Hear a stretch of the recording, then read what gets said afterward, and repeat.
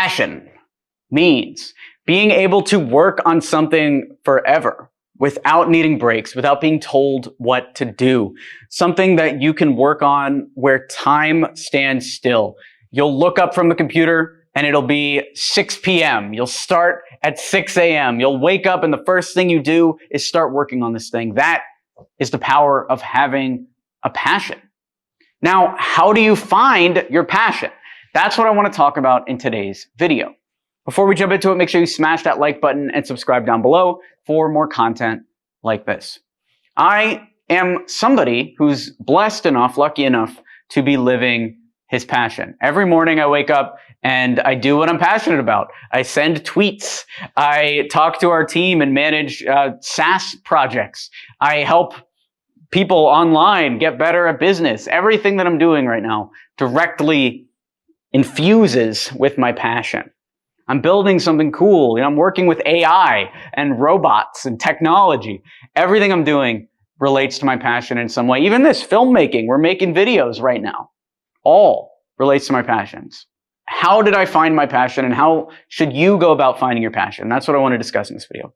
Well, it comes down to first defining passion, which we talked about a little bit in the intro. Passion is something that gets you going all the time. It's basically the anti of what everybody else says. I remember one of my friends was a banker in New York City, and he was giving me advice when I was about to start my job, my first ever career. And his advice was, when you first start, you're going to be so excited. So make sure that you work at about a 60%, because then when you're not so excited in a couple days or a couple weeks when you're burned out on the job, nobody will be able to sense that extreme lack of excitement. So hold yourself back.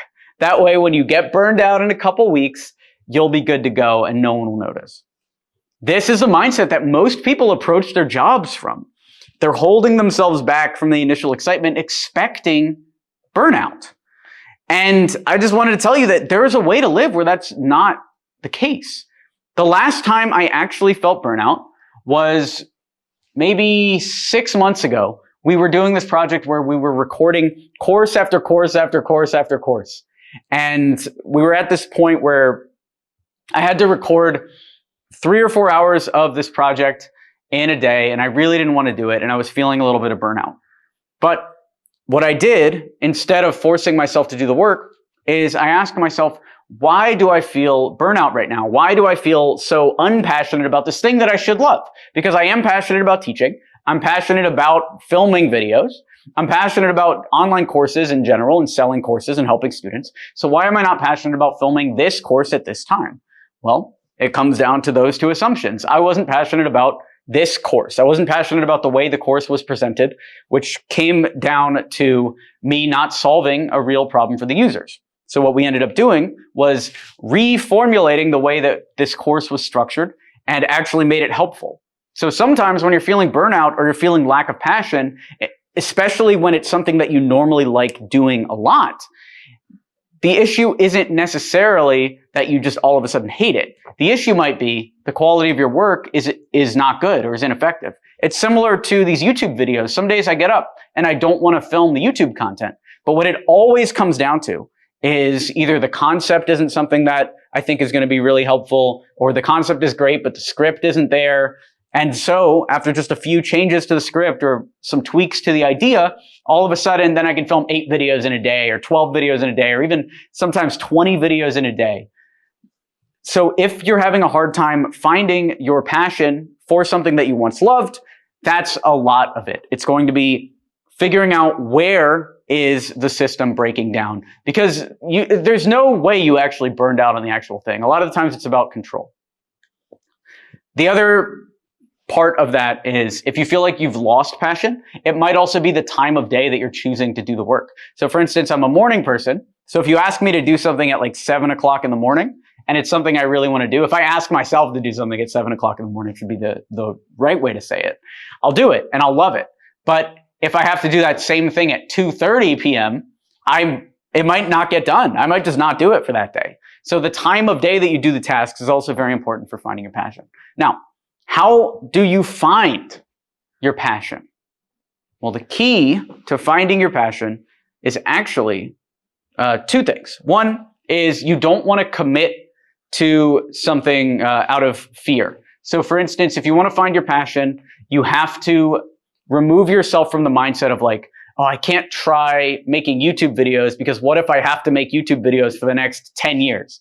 You just have to completely remove that and instead think about, I'm going to make YouTube videos. I'm going to try it out. We'll see where it goes. Just do things more for fun. When you were a kid and you're playing in the sandbox, you never thought for 1 second like, oh, what if I'm trapped in this sandbox for the next 10 years? No, you just got in there and started like playing around. That's the same way to approach business. And then the second part of it is your passion comes from your results. I was not born with a passion for cold email. I wasn't born with a passion for YouTube. YouTube didn't exist when I was born in 1991. All right? YouTube wasn't even a thing. There was TV shows. Sure, there was Food Network, I guess, existed when I was a kid, but there wasn't really YouTube at all. So how could I have a passion for something that didn't exist when I was born? Well, I made a YouTube video and it was okay. And then I watched it back and maybe my friends saw it. My friends saw it. They liked what I was doing. And so that validation builds the passion. Same with cold email. I wasn't born with a passion for cold email. It did technically exist when I was born, but I wasn't born with a passion for this. The passion came from me wanting to solve a problem, which was I was in a city in Florida with no connections and I still wanted to succeed. But I had no way to contact people, so I had to learn this cold email skill. The passion came from those responses. When people started getting back to the emails, then I started feeling the dopamine and building the game. So a lot of passion comes from constructing these games around what you do. I filmed the YouTube video. The dopamine that I get now is through the actual content creation process, knowing that what I'm recording right now will be dope as sorry, you might have to bleep that. Knowing that what I do is going to sound really good and be a great experience for you, the user, and I can feel that. Same with cold email. I get a dopamine rush from writing the cold email, knowing that in the future, that email is going to get a response or that email is going to make a sale.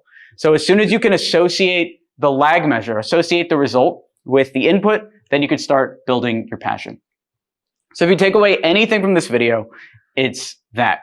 Your passion might not be 100% clear right now, but the best possible thing that you can do is work on things that will eventually make you money or will lead to massive success. Because as you start succeeding, as you start getting better, you will develop a passion for those things over time.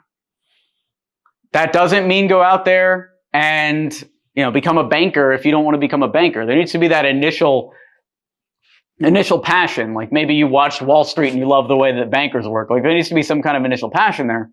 But what that also doesn't mean is just because you don't love social media marketing doesn't mean that you have to try to become, the anti of that. You have to become like an artist. Because even though the best artists make money from their paintings and they get some kind of feeling, some kind of support when those paintings sell, at least over that baseline level, at least the best artists in the world understand that the more they work on their art, then the more people will listen to it, which could turn into money. It's a proxy for money. So do that.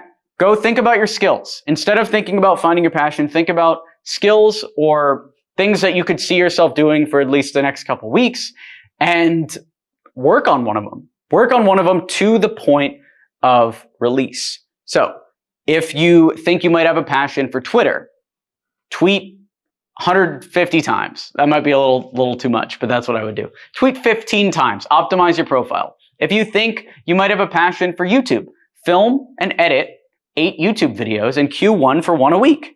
If you think you might have a passion for cold email, send 200 cold emails. And then as they're being sent, build another list and get to it with the second batch of 200. Work on things you might think are your passions, even if they are just 1 to 2% passions. There's a great piece of advice that I heard from a comedian that I follow called Pete Holmes. He's got a show on HBO or had a show on HBO. He's got sitcoms and all this stuff. He gave me this great piece of advice, which was, if you feel like doing something, even a little, like let's say you're out for a walk, and this is what happens to me. Like I'm out for a walk. I don't want to make YouTube videos that day, but then like a little bit of me was like, I should really get back and do YouTube videos. That is as strong as the feeling gets, because once you're in it, you love it. But that little bit is what I'm tuned into. So if I'm like procrastinating on something, and then I have this little thought in the back of my head that's like, I really should, maybe I should do this. That is the feeling that you want to jump on and start taking advantage of to get to work. So right now, as you're watching this video, maybe you're feeling hyped up to send a cold email, or hyped up, maybe you're feeling that slight tingle to send a cold email, or that slight tingle to write a tweet. I want you to take advantage of that and get into it right now, because those build into true passions. Let me know down below, what are you passionate about? What did this video get you to go try? What are you gonna do in the next 5 minutes to try and find your passion? And make sure that it's something that requires sharing your work with other people in public. Thanks for watching the video. Be sure to smash that like button to encourage this type of content on YouTube. Subscribe for more, and I'll talk to you soon. Thanks for watching. I'm Alex Berman.